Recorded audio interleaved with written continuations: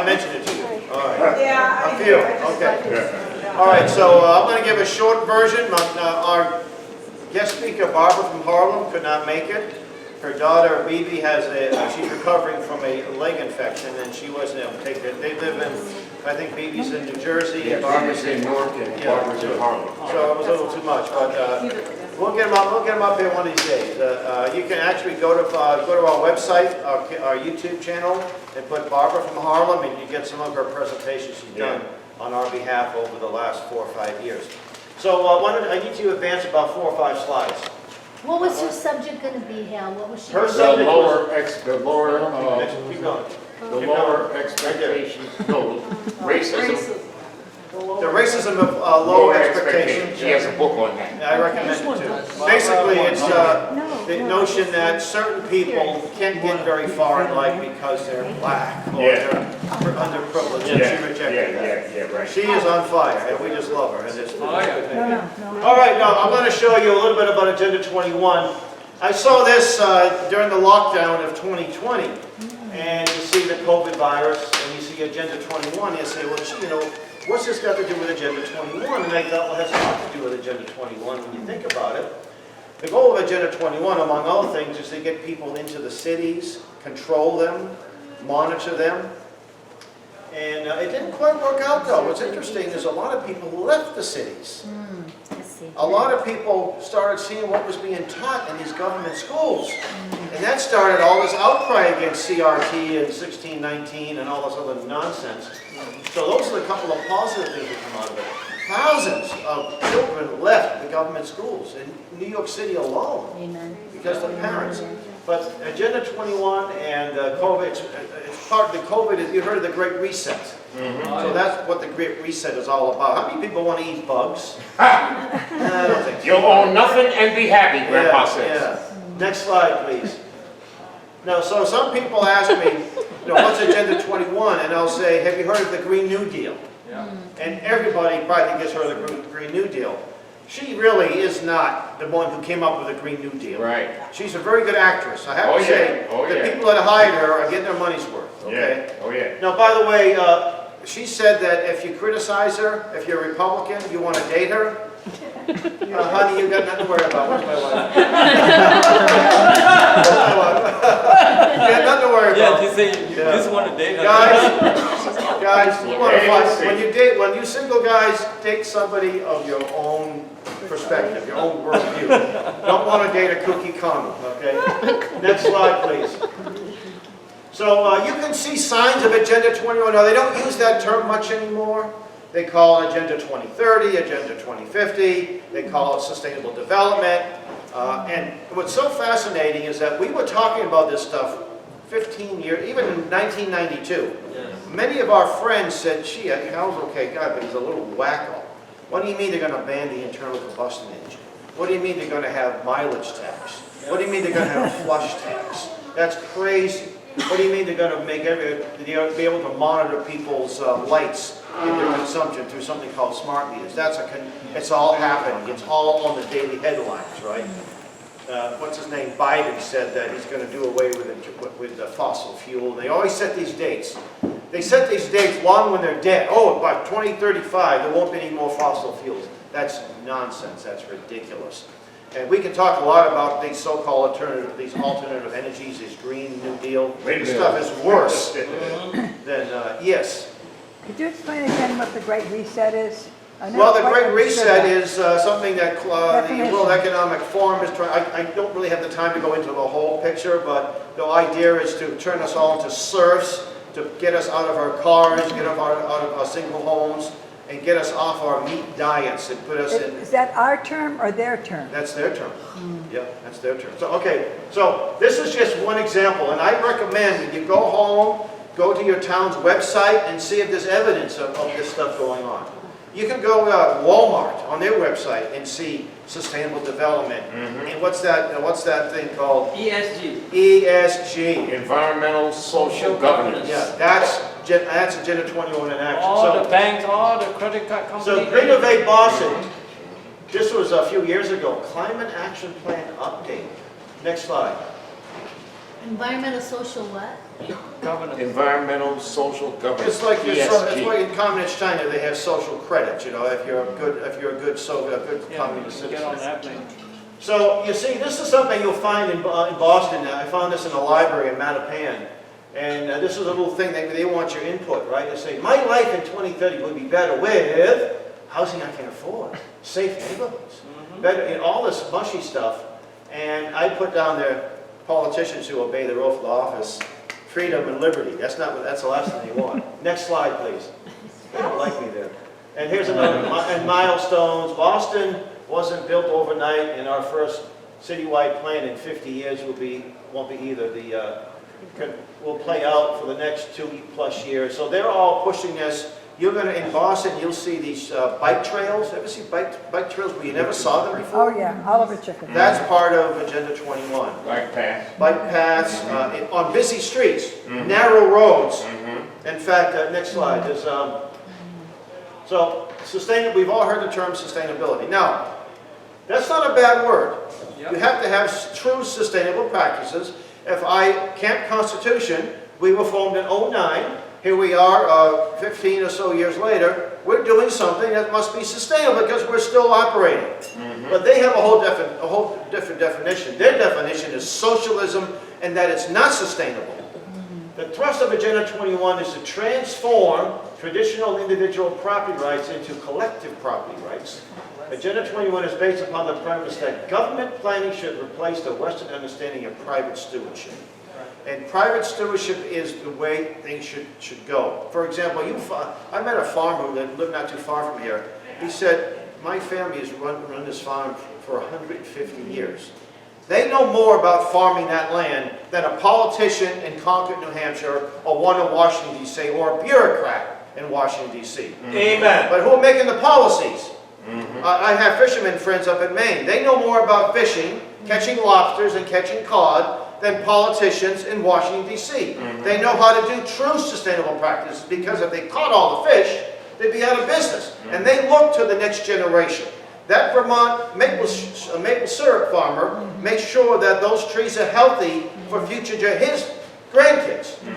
And I catch these people in a lie. I remember back in the 80s, I picked up the Boston Globe, one of the worst newspapers in the country. And it said, Vermont's maple syrup crop, maple trees are dying because of not global warming, acid rain, right? Acid rain. And they said that there's even some tomahawk markings on these. I said, tomahawk? That means the Indians 200 years ago. Well, maple trees will die of natural causes. And they'll show you a picture of dead trees. Oh my goodness, acid rain, which we don't hear anything about anymore. No, what killed the trees were bugs. Insects killed trees, okay? But a few years later, I'm up in Vermont, I pick up a little local newspaper and an article from the U.S. Department of Agriculture. So it must be true.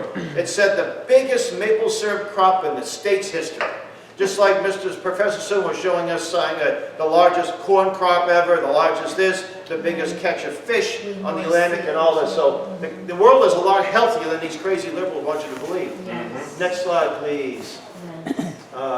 Free market versus socialism. You show me a communist country, and I'm going to show you pollution. Yep. I'm going to show you environmental devastation. Yes. You show me a country that has private property, and I'm going to show you land that's been preserved.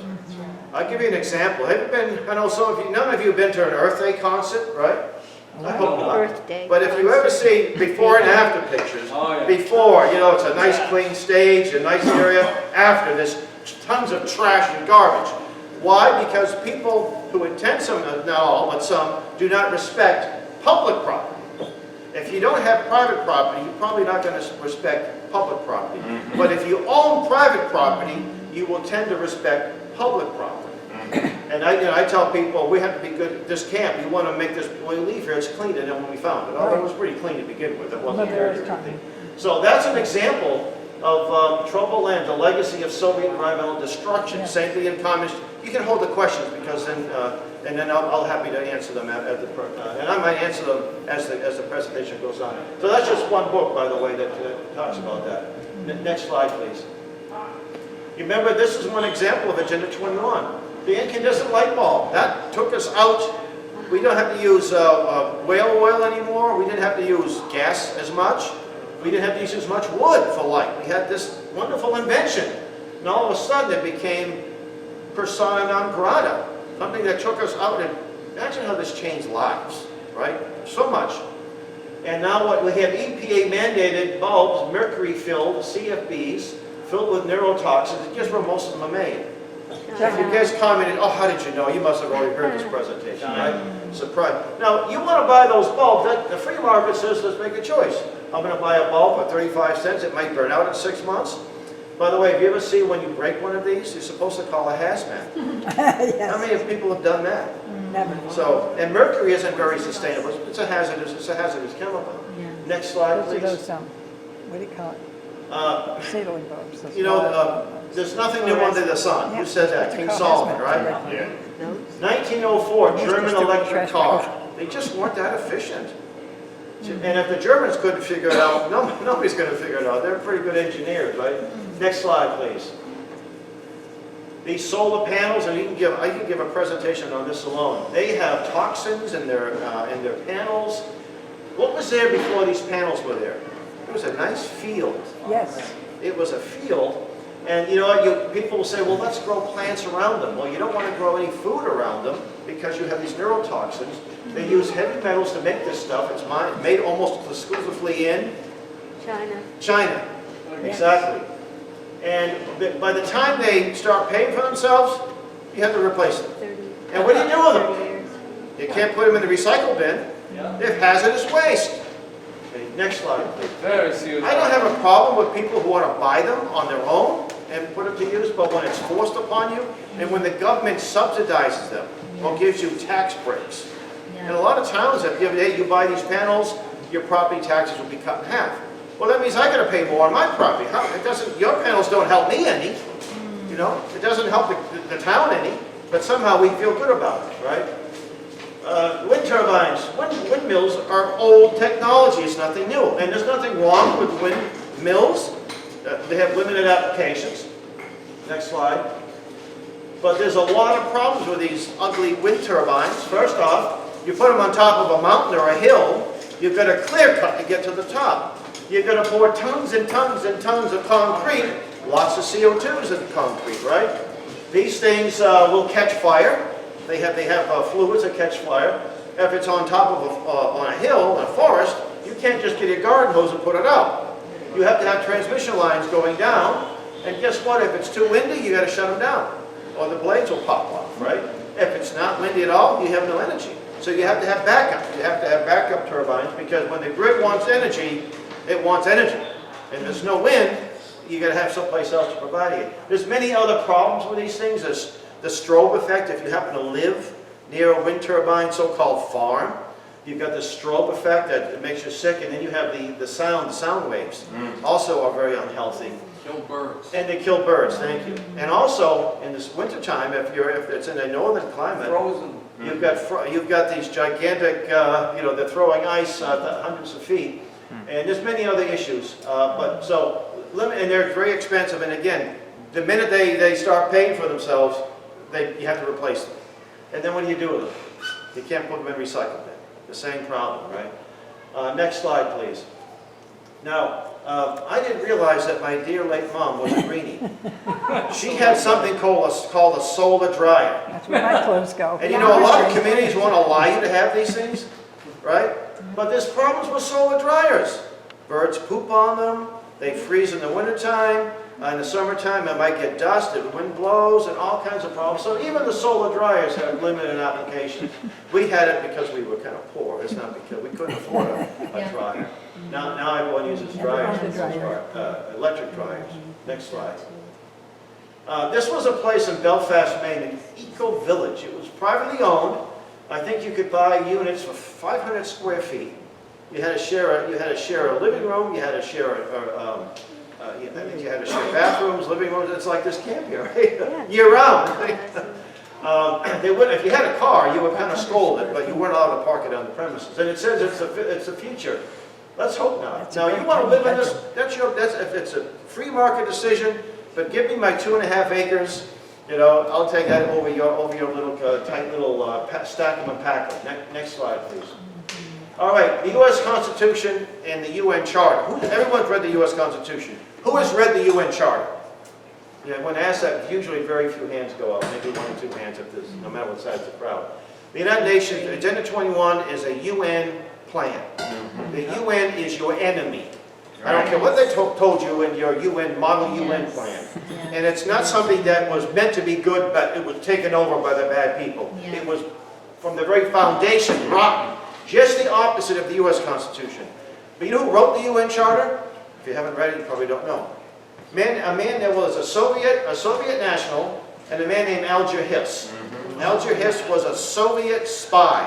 He came from an upper middle class background. He wasn't poor that embraced communism because it was going to uplift him. No, he was a Stalinist agent. He was at Yalta when Roosevelt gave Stalin Eastern Europe. And I'm sure he was an advisor. I'm sure he said, hey Frankie, give Stalin everything he wants, because that's what he did. What's his name? Alger Hiss, H-I-S-S. H-I-S-S. A-L-G-E-R-H-I-S-S. Appropriate name. And so, I do recommend, now the UN Charter and the UN Declaration of Human Rights. Oh, the human rights, what's wrong with human rights? Well, the UN human rights, they say you have the right to a vacation, the right to travel, the right to this, the right to that. But guess what? The next few pages over, it says, unless these laws contradict with the principles of the UN and the laws that are already on the books, like in a communist country, you don't have those rights. So they take them away. And the Constitution doesn't give us any rights. Right. It protects what already belongs to us. Okay? UN doesn't say where rights come from, but it's implied it comes from government, and what the government giveth, the government can taketh away. And they will taketh away if they can possibly do it. We saw that with the lockdowns of Fauci, Lord Fauci. Next slide, please. Make sure you keep my time. I know, I've got it right. Okay, and there's the declaration right there. You have 11 minutes. Article 28, yeah, let me, in the exercise of his rights and freedoms, everyone shall be subject only to such limitations as determined by law. These rights and freedoms may in no case be exercised contrary to the purposes and principles of the United Nations. Thank you. Next slide. Oh, I love bashing the UN. I tell you, I can do it all day. How many people have read the Communist Manifesto? You know, it's the most popular book in colleges today, and it's not because they're criticizing it, because they're agreeing with it. First off, by the way, Karl Marx was an anti-Semite, and he was a racist. And said, so I believe he was a formal Satanist. Some people, there was a book called Marx and Satan by Pastor William Roombraun. He makes a good case for it. Yeah. And Marx wrote a book called A World Without Jews. He was Jewish. Well, he was from a Jewish background. That doesn't mean he's embracing the Jewish faith. And he used to call people he didn't like Jews with Negro blood. And the woman who was one of the founders of Patrice Cullors of Black Lives Matter, she says, we're trained Marxists. Why don't they say that Karl Marx was a racist? So when your liberal friends say, oh, he's a racist, Karl Marx is a racist. Margaret Sanger is a racist. So let's start, Planned Parenthood is systemically racist. Flip the switch a little bit. Right? So there are 10 planks in the, and by the way, he hated homeschooling. Yeah. Surprise, surprise. Yeah. So if somebody asked me, what's Agenda 21 in a nutshell? You know, 1 second soundbite. Abolition of property and land and application of all rights of land to public purposes. Plank number 1 of the Communist Manifesto. Plank number 2, a heavy progressive income tax. Oh, but that will never happen in this country, right? It happened with the 16th Amendment. So yes, they will pass some bad amendments. We have a great Constitution, but we got a few amendments that we really don't want. But we don't want to have an Article 5 convention to get rid of them. We want to do it other ways. Next slide, please. There it is, United Nations. Who's been to the United Nations? Yeah, I took a tour there one time. If you go to where the tourists go, there's a handgun, a statue that's a handgun. I forget what make it is. It's a civilian handgun. Well, a late colleague of mine wrote a book on the UN and its grasp of gun control. And his name was Professor Nutter. It was a good name for him. And this guy would talk to police departments and say how wonderful the UN and how bad guns are. And so he found out about Will Grigg's book. And Will Grigg, he got a hold of Will Grigg. He says, do you really believe the UN wants to control wants gun control. He said, as a matter of fact, Professor, I do. He said, have you ever been to the UN? He said, yes, I have. Have you ever seen the statue in front of the UN, the handgun tied in a knot? He said, yes. And Will Griggs says, where I'm from, that's called a clue. Okay? Next slide, please. Now, some people will say, some of our friends will say, oh, the UN, they're useless, they're a waste of time. Why? They're just a bunch of idiots. They don't have no problem whatsoever. Really? That's UN missions all over the world. They monitor our elections. They've got a college in Japan, among other things. The UN, by the way, did you vote for the UN delegates? No. Nope. Nobody does. No. There's so much democratic, but you don't even vote for people at the UN. Next slide, please. And then, okay, I already mentioned him. Next slide. That's Alger Hiss, the house that Hiss built. How many people have seen this on your TV? Well, how many of you may have even born? This was in Somalia. See the pigmentation of the UN soldiers? They call them peacekeepers. What did they do to this guy? They put him over. He eventually died. But you didn't see it. You saw the Rodney King, right? About that same time frame. You saw the guy in Minneapolis there, George Floyd. But you didn't see this. They're covering it up. Oh, by the way, the Village Voice broke this story when it happened, of all newspapers. So sometimes the leftist publications will tell the truth. You Google or do a search for UN peacekeepers, you will see that they have prostitution rings, child trafficking rings, and they're not good people. And a lot of them, again, happen to be white pigmentation. Now, I served in the military like some of you here. That is a crime. You never do that. That is something that is, if your officer said torture, you say, no, sir. That's against that. I have no right to do that. Next slide. This was in Katanga in the 60s. UN troops, mostly white, went into a peaceful province of what was one time the Belgian Congo, now Zaire. And they murdered, they bombed hospitals. And you didn't hear about this in your model UN.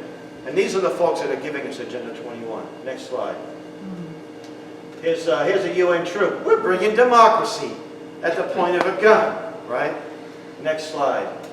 And you notice who's white and who's black there? How come Jesse Jackson doesn't talk about this? Where's Willie Soo's best friend, Al Sharpton, exposing this treachery? Because he's paid. He's bought off. That's right. Death by Government, a very important book. I'll answer the question. Oh, you say in 5 minutes. Thank you. I thought you had a question. More people were murdered by their governments in the 20th century in peacetime than in war, and other wars of the 20th century. So when people say, oh, we don't want government, we don't want private citizens to own guns, we want government to own guns. Really? Next slide. There's a book, Lords of Poverty, The Power, Prestige, and Corruption of the International Aid Businesses. And by the way, you remember hearing about the rainforest in Brazil that were being deforested? You know who funded that? The UN. And even the agronomists, dirt doctors, right, were saying, this isn't good for farming. And they did it anyway because there was money involved. And it was UN, it was your taxpayers' dollars that helped that. And they say, oh, we're deforesting Brazil. Yeah, you guys are doing it. Next slide. All right, so a Vancouver meeting, that was in 1976. That laid the groundwork. Next slide.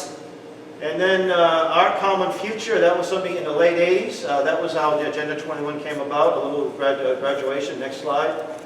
And then this meeting in 1992, how many people remember who were around, remember this Rio meeting? Daddy Bush was there. The Beach Boys were there. Right? Oh, it was great. Out of that came a couple of documents, including Agenda 21. And what makes, next slide, what makes Agenda 21 so bad is that it isn't treaty, it's what they call soft law. So they take the document, we bring it back to the United States, and we implement it throughout all the departments without even debating on it. And that's what you see, and even in small towns. The HUD officials, Housing and Urban Development, and other federal entities, they don't go to the town manager, they go to the selectmen, they'll go to the commission, one of the environmental commissions. Say, hey, we're going to give you money, but you got to do this stuff, you got to do this, you got to implement our policies. Next slide. That's Maurice Strong. Maurice Strong, well, he's since passed away, but he's the granddaddy of Agenda 21. He said at the UN conference there in Rio, he said, let me ask this question. What would you say that he thought was the biggest threat to the world? Maybe nuclear proliferation, maybe viruses. People, The population. American middle class. And why is that? Because of our consumption patterns. How many people eat red meat? Oh, fess up. How many people drove here using gasoline? How many people are going to heat, how many people are going to heat their homes with oil or propane or wood? How about tonight? How many people are going to, with their cabins by wood? Oh, we just got one person there. She's going to be carbon, oh yeah, it's going to be terrible. I've been making a big carbon footprint. So, and he ended up going to communist China where he died, and that's where he belonged. And by the way, he started off as a passcode clerk at the UN. On the way, he met David Rockefeller. He became a billionaire, and he was at oil. 2 minutes. Next slide. Jacques Cousteau. Yeah, we've all watched him. Yeah, I had that bust your bubble here. Prior to the event at Rio, he said this, and you can look this up. Don't take my word. Ernesto Curry. I read the whole article. I used to have a hard copy of it. He said 350,000 people must die per day. They never volunteer themselves for such treatment. And he said this, he said, American-born child environmentally is too expensive to maintain to his or adult in a rural economy. American women must be subjected to some manner of regulation beyond licensing and mandatory abortion practices. And so we only get a couple of minutes. So what I suggest as a course of action, don't just to hear more bad news, when you get home, go to your town's website and look for this evidence of this. And then talk to your selectmen. We've had a lot of success stories. We had a success story in the town of Ringe, New Hampshire, when you educate a few people, that's what I did. And within 6 months, they kicked out the complete Agenda 21. And the town selectmen resigned and moved out of town. And it was replaced by pro-liberty, pro-American types. Amen. Oh, you better believe it. Oh, they didn't like me. You're from out of town. You're from Boston. I said, yeah, but you're taking stuff from the UN. Cradle of liberty. And I said, Paul Revere, that's why it's good to know a little bit of history. I said, you know, Paul Revere was from Boston, and he rang, he read the alarm, and the militiamen of Ringe answered, and they marched, and they fought at Bunker Hill. Isn't that great? So yeah, you should be listening to people from Boston once in a while, right? So again, it's an hour and a half presentation, so I don't have that much time.